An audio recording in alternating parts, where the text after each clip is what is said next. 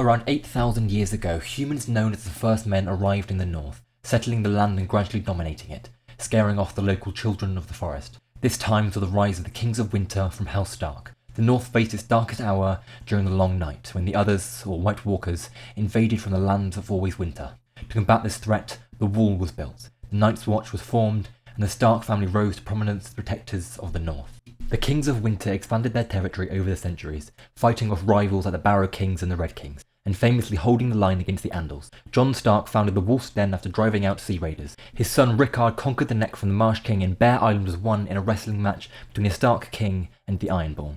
As the centuries passed, the North's power grew through victories and strategic marriages. The Boltons, notorious for their gruesome practice of flaying their enemies, were long-time rivals of the Starks. However, 1,000 years ago it is said they finally pledged fealty to the Starks, abandoning their terrifying customs. The Manderleys, another key northern family, fled to the north after being driven out of the Reach, eventually becoming bannermen to the Starks and contributing to the development of White Harbour, the North's main port. When Aegon the Conqueror arrived to unite the Seven Kingdoms, King Torrhen Stark knelt before him, sparing the North from the wrath of dragons. The Starks then became the Lords of Winterfell and Wardens of the North, swearing allegiance to the Iron Throne.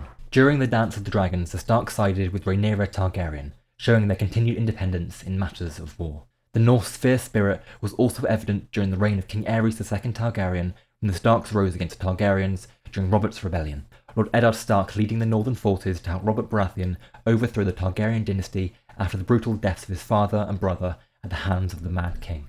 Now, at the start of the books, Lord Eddard Stark holds Winterfell with his wife Catelyn Tully and their 5 children: Robb, Sansa, Bran, Arya and Rickon, and of course Jon Snow, the bastard of Winterfell.